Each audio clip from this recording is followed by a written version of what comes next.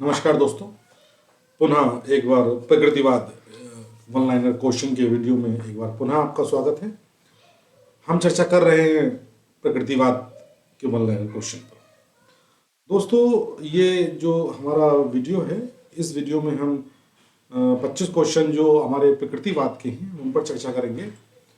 और इससे पहले वीडियो में हम 25 क्वेश्चन पर चर्चा किए थे। महत्वपूर्ण क्वेश्चन है, खासकर हमारे उन विद्यार्थियों के लिए जो विद्यार्थी अपनी प्रिपरेशन कर रहे हैं, चाहे यूपी टेट का एग्ज़ाम हो या सी टेट हो या फिर खासकर यूजीसी नेट और असिस्टेंट प्रोफेसर बीएड और एजुकेशन खासकर, या डाइट लेक्चरर की बात करें या फिर government degree college assistant professor की बात करें। महत्वपूर्ण प्रश्न हैं सारे। प्रश्नों को जो लिया गया है वो कुछ ऑथेंटिक बुक्स हैं वहाँ से लिया गया है, और जो उसके साथ साथ पीछे जो क्वेश्चंस आ चुके हैं विभिन्न परीक्षाओं में वहाँ से इनको लिया गया है। जो ऑब्जेक्टिव क्वेश्चंस हैं उनको आप कह सकते हैं कि वन लाइनर के रूप में उनको जो है प्रयास किया गया है कि उनको डेवलप किया जाए और आपको दिया जाए ताकि आसानी से आप उनको याद कर सकें।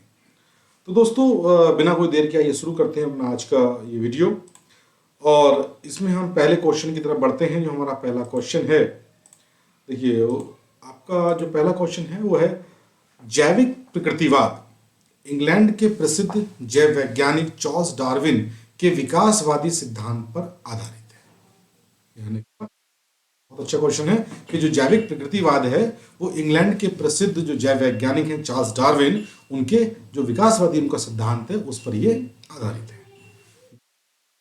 जो लैमार्क ने परिस्थितियों के साथ अनुकूलन के सिद्धांत का प्रतिपादन किया है। जी हाँ, देखिए लैमार्क का नाम आता है। लैमार्क महोदय ने क्या किया है, लैमार्क ने परिस्थितियों के साथ अनुकूलन का जो सिद्धांत है उसको दिया है। तीसरा क्वेश्चन देखते हैं। तीसरे क्वेश्चन में चार्ल्स डार्विन ने जीवन के लिए संघर्ष तथा सामर्थ्य की विजय के रूप में दो सिद्धांतों का प्रतिपादन किया। जी, चार्ल्स डार्विन ने जो सिद्धांत की हम बात कर रहे हैं चार्ल्स डार्विन महोदय की, तो उन्होंने दो सिद्धांतों का प्रतिपादन और किया है। पहला है जीवन के लिए संघर्ष और सामर्थ्य की विजय। नेक्स्ट क्वेश्चन देखते हैं, जो क्वेश्चन नंबर 4 है। शिक्षा में प्रकृतिवाद का आंदोलन बेकन और कमेनियस द्वारा प्रारंभ किया गया तथा इस आंदोलन को रूसों ने चरम सीमा पर पहुंचाया। ये क्वेश्चन बहुत अच्छा क्वेश्चन है। इसमें देखिए प्रकृतिवादी आंदोलन की बात करें या प्रकृतिवाद की बात करें, जब प्रकृतिवाद चल रहा था तो इसमें जो इसके प्रारंभ की बात करें तो दो नाम, बेकन का नाम और कमेनियस का नाम जो है प्रमुखता से लिया जाता है। ये वो दोनों हमारे दार्शनिक थे जिन्होंने इस आंदोलन को प्रारंभ किया और आगे बढ़ाया। और रूसों की बात करें तो रूसों ने क्या किया, उस आंदोलन को एक चरम सीमा तक पहुंचा दिया, मतलब उसको काफी आगे तक उसको बढ़ाया। नेक्स्ट क्वेश्चन देखते हैं। जहां तक दार्शनिक पृष्ठभूमि का संबंध है, प्रकृतिवाद पदार्थ एवं मन पर आधारित है। पदार्थ को सत्य मानकर प्रकृतिवाद चलता है। पदार्थ मूल रूप से नष्ट नहीं होता है। बहुत अच्छा क्वेश्चन है। ये कहा जा रहा है कि जो दार्शनिक पृष्ठभूमि की अगर बात करें, दर्शन की अगर बात करें, तो प्रकृतिवाद पदार्थ एवं मन पर आधारित है। पदार्थ को सत्य मानकर चलता है, सत्य मानकर प्रकृतिवाद चलता है, और पदार्थ मूल रूप से नष्ट नहीं होता। ये किसका मानना है? ये प्रकृतिवाद का मानना है। अगले क्वेश्चन को देखते हैं। नेक्स्ट क्वेश्चन हमारा जॉन एडम्स की डेफिनेशन है। जॉन एडम्स कहते हैं कि शिक्षा के प्रकृतिवाद का अर्थ उन संपूर्ण शिक्षा पद्धतियों से है जो शिक्षालयों और पुस्तकों पर निर्भर न होकर शिक्षालयों के वास्तविक जीवन के अध्ययन पर निर्भर रहती है। बहुत अच्छी बात कही है यहाँ पर कि जो प्रकृतिवाद है वो क्या कहता है, प्रकृतिवाद का अर्थ संपूर्ण शिक्षा पद्धतियों से, जितनी भी हमारी जो टीचिंग टेक्निक्स हैं, है ना, टीचिंग स्ट्रेटजीज हैं, उस पर ये आधारित है। और किस पर आधारित मतलब नहीं है, निर्भर किस पर नहीं है, विद्यालयों पर निर्भर नहीं है और पुस्तकों पर निर्भर नहीं है। ये किस चीज़ पर निर्भर है? वास्तविक जीवन पर निर्भर है। रॉस महोदय का यहाँ पर एक कथन है। रॉस महोदय कहते हैं कि जो प्रकृतिवाद को परिभाषित करना बड़ा कठिन है क्योंकि ये विभिन्न अर्थों में प्रयुक्त किया जाता है। प्रकृतिवाद जो है, ये डेफिनेशन रॉस महोदय की है कि इसको हम जितना आसान सोचते हैं उतना आसान है भी नहीं। इसको जब हम अगर हम इसको व्याख्या करने पर आए तो इसको हम व्याख्या बहुत आसानी से नहीं कर सकते क्योंकि विभिन्न विभिन्न अर्थों में प्रकृतिवाद का प्रयोग होता है। हॉकिंग के अनुसार वो कहते हैं कि प्रकृतिवाद तत्व मीमांसा का वह रूप है जो प्रकृति को संपूर्ण यथार्थ मानता है, अर्थात यह परा प्रकृति या दूसरे जगत को अपने क्षेत्र से बाहर रखता है। ध्यान रखिए, यह परा प्राकृतिक या दूसरे जगत को अपने क्षेत्र से बाहर रखता है। प्रकृति क्या करता है? तत्व मीमांसा का वह रूप है जो प्रकृति को पूर्ण यथार्थ मानता है। कहता है जो प्रकृति है यही सब कुछ है ना, यही वास्तविकता है, और उसके अलावा वो हर एक चीज को इससे बाहर की तरफ रखता है। ये W.F. हॉकिंग के अनुसार है। अब हम कमेनियस की देख लेते हैं। कमेनियस के शब्दों में प्रकृति ठीक समय पर कार्य करती है। कमेनियस कहते हैं प्रकृति जो भी कार्य करती है वो बिल्कुल सही समय पर करती है, उसके कार्य में कोई भी गलती नहीं होती है। रूसो की बात देख लेते हैं। रूसो कहते हैं कि बालक की साधु प्रकृति होती है। साधु प्रकृति का मतलब यहाँ एक सीधा साधा सज्जन व्यक्ति से कह सकते हैं, ये बहुत सज्जन पुरुष जैसी प्रकृति बालक की होती है। उसका स्वाभाविक विकास केवल उसी समय हो सकता है जब उसकी स्वतंत्र क्रियाओं में किसी प्रकार की कोई बाधा अथवा उलझन न डाली जाए। मतलब कहने का यह है कि एक बालक का जो स्वतंत्र विकास है केवल उसी परिस्थिति में हो सकता है कि जब हम बालक को क्या करें, मतलब उसको स्वतंत्र छोड़ दें, उसकी सारी क्रियाओं के लिए उसको स्वतंत्र छोड़ दें। अगर हम ऐसा करते हैं तो निश्चित तौर पर जो बालक का जो विकास है वो स्वाभाविक गति से और स्वाभाविक रूप से होगा। अगली परिभाषा की तरफ बढ़ते हैं। अगली परिभाषा रॉस महोदय की है। रॉस महोदय कहते हैं प्रकृतिवाद में शिक्षक का स्थान पर्दे के पीछे रहने वाले सूत्रधार का सा है। वह बालक के विकास को देखने वाला पर्यवेक्षक है। वह सूचना देने वाला विचार, आदर्श एवं संकल्प या चरित्र का विकास करने वाला नहीं है। ये बच्चे अपने आप ही सीख जाएंगे। वे अपने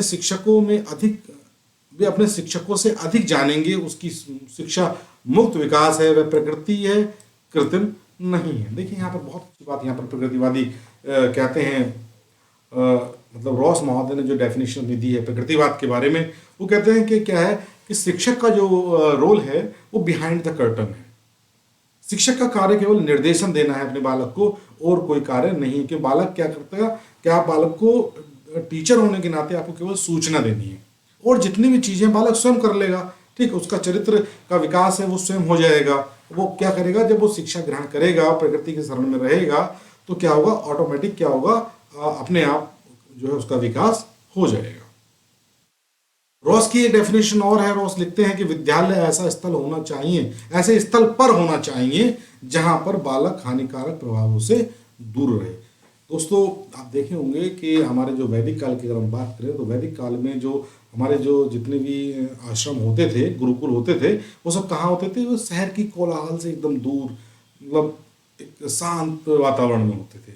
आप वर्तमान में देखें तो नवोदय विद्यालय इसका एक बड़ा अच्छा एग्जाम्पल है। सारे नवोदय विद्यालय आजकल आप देखे होंगे कि ग्रामीण क्षेत्रों में मैक्सिमम। और अगर यहाँ बात करें रॉस की, तो रॉस भी महोदय कहते हैं कि ऐसी जगह पर विद्यालय कदापि ना हो जहाँ पर बालक के ऊपर हानिकारक कुछ प्रभाव पड़े। मतलब ऐसे स्थल पर हो जहाँ वातावरण स्वच्छ हो और कोई इसको दिक्कत ना हो। अगले डेफिनेशन देखते हैं। थॉमस और लैंग के अनुसार वो कहते हैं कि प्रकृतिवाद आदर्शवाद के विपरीत मस्तिष्क को पदार्थ के अधीन मानता है, और यह विश्वास करता है कि अंतिम यथार्थ भौतिक है, आध्यात्मिक नहीं। देखिए थॉमस लैंग की डेफिनेशन ये कह रहा है कि प्रकृतिवाद आदर्शवाद के विपरीत मस्तिष्क के पदार्थों के अधीन मानता है।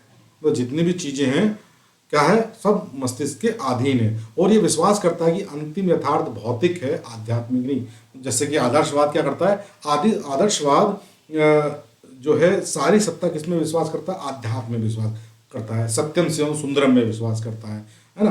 तो ये इसके विपरीत अगर हम बात करें प्रकृतिवाद की, तो जो प्रकृतिवाद है वो विश्वास किसमें करता है, प्रकृतिवाद विश्वास करता है आपकी भौतिक यथार्थ में, जो आपके सामने है वही सत्य है।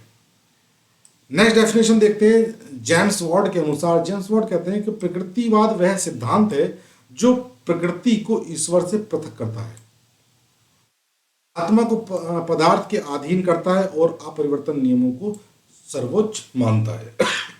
देखिए कहते हैं कि प्रकृतिवाद वह सिद्धांत है जो प्रकृति को ईश्वर से अलग करता है ना, और आत्मा को पदार्थ के अधीन करता है, और अपरिवर्तन नियमों को सर्वोच्च मानता है। मतलब कहता है कि जो प्रकृति के द्वारा बनाया गया है, जो अपरिवर्तनशील है, वही क्या है, वही सर्वोच्च है, बिना उसके कोई भी चीज संभव नहीं है।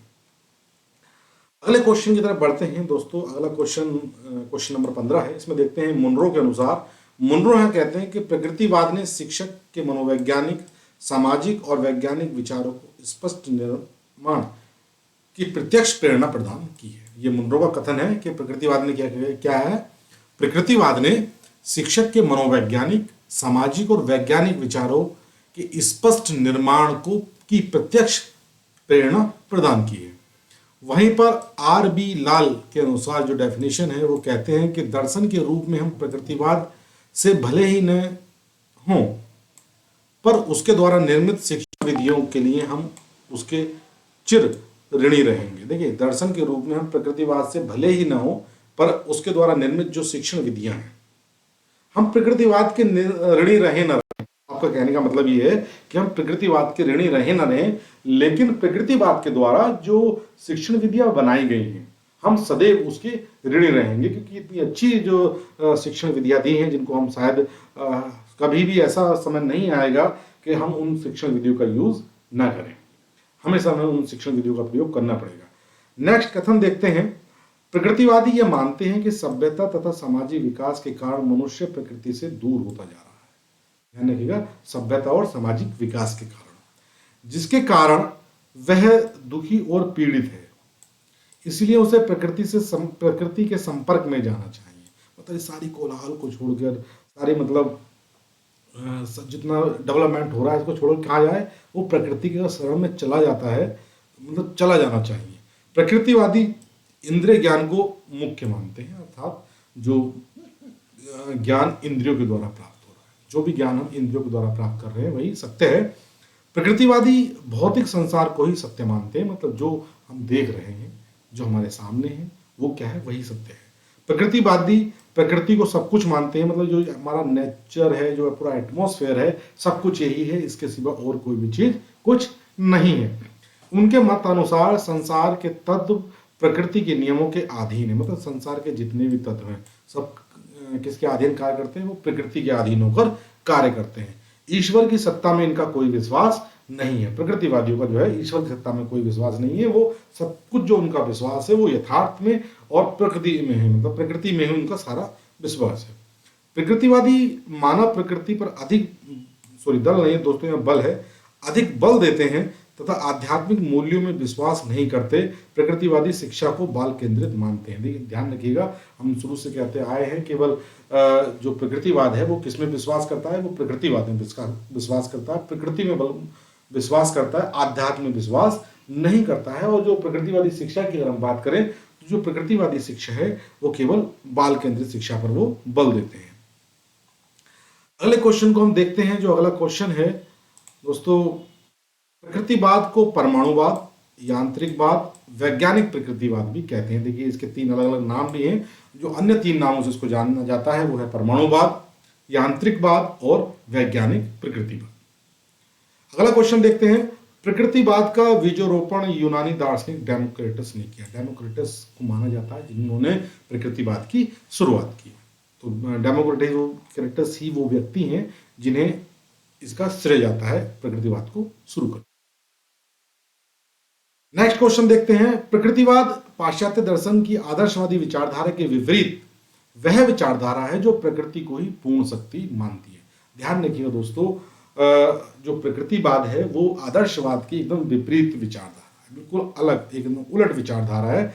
और जो क्या करती है, जो प्रकृति को ही संपूर्ण शक्ति मानती है। उसका मानना है कि जो संपूर्ण शक्ति निहित है वो केवल किस चीज में निहित है, वो प्रकृति में निहित है, और उसी के नियमों और कार्य करण संबंध में विश्वास रखती है, और उसी चीज में विश्वास रखती है, केवल कार्य और करण में, करने में अंतर रखती है, और किसी चीज में वो अंतर मतलब विश्वास नहीं करती है। अगला प्रश्न देख लेते हैं। प्रकृतिवादियों का मानना है कि प्रत्येक वस्तु प्रकृति से ही पैदा होती है और उसी में विलीन हो जाती है। ये प्रकृतिवादियों का मानना है, ध्यान रखिएगा, बहुत अच्छी लाइन कही है कि प्रकृतिवादियों को क्या मानना है कि हर एक चीज का जो निर्माण हुआ है वो यहीं से प्रकृति से हुआ है, यहीं से इसी से पैदा हुई है, और अंत में उसको इसी में विलीन हो जाना है। अगला क्वेश्चन देखते हैं। प्रकृतिवादी ईश्वर की सत्ता और आत्मा की अमरता में विश्वास नहीं करते। ध्यान रखिएगा, क्योंकि ये आध्यात्म जो है आपका आदर्शवाद जो इसमें विश्वास करता है, लेकिन जो प्रकृतिवाद है वो इसमें विश्वास नहीं करता है। प्रकृतिवाद किसमें? प्रकृतिवाद जो है ईश्वर की सत्ता और अमरता में कोई भी विश्वास नहीं रखता है। जेरेमिया का विचार का विचार है, वो कहते हैं कि बालक पाप के कारण उत्पन्न होता है और उसे केवल कठोर अनुशासन में उसकी स्वाभाविक प्रकृति को समाप्त करना ही शिक्षा का उद्देश्य है। एक डेफिनेशन है ये, देखिए जेरेमिया की, वो कहते हैं बालक पाप के कारण उत्पन्न होता है और उसे केवल कठोर अनुशासन में उसकी स्वाभाविक प्रकृतियों को समाप्त करना ही शिक्षा का उद्देश्य होता है। ये जेरेमिया का, ये क्वेश्चन मेरे को कहीं से मिला था, ठीक, इसको आप एक बार देख लीजिएगा पुनः। नेक्स्ट क्वेश्चन पर हम बढ़ते हैं।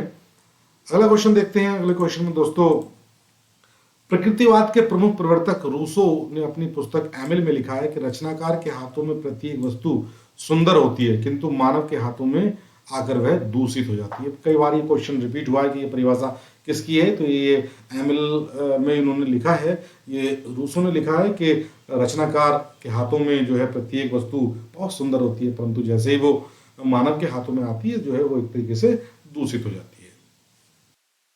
नेक्स्ट क्वेश्चन दोस्तों हम लोग देखते हैं। नेक्स्ट क्वेश्चन में देखिए, रूसो ने लिखा है कि व्यक्ति या बालक अपने आप पूर्ण है, समाज की आवश्यकताओं के अनुरूप बनने के लिए उसकी पवित्रता को नष्ट नहीं करना चाहिए। कई बार क्वेश्चन पूछा गया है कि बालक या व्यक्ति स्वयं अपने आप में पूर्ण होता है और आवश्यकताएं जो समाज की हैं उसके अनुसार जो है अपने आप को उसको बनाना चाहिए। और समाज ऐसा ना हो कि समाज की चीजें उस पर थोपी जाए, है ना। अगर हम बच्चे के ऊपर समाज की कोई बातें थोपेंगे तो क्या होगा, उसकी पवित्रता नष्ट हो जाएगी। तो दोस्तों ये कुल मिलाकर 25 क्वेश्चन थे, ये रेफरेंसेस हैं और मैं उम्मीद करता हूं कि प्रश्न आपको पसंद आए होंगे और अगर आपको ये प्रश्न पसंद आए तो निश्चित तौर पर अपने दोस्तों में अधिक से अधिक इसको शेयर करें ताकि हमारे समस्त वो साथी जो तैयारी कर रहे हैं आगामी परीक्षाओं की, यूजीसी नेट और असिस्टेंट प्रोफेसर बीएड के लिए या फिर पेडागोजी से संबंधित जो भी तैयारी कर रहे हैं, तो वो जो है इस वीडियो का अधिक से अधिक फायदा ले सके। मिलते हैं नेक्स्ट वीडियो में, जब तक के लिए धन्यवाद, नमस्कार।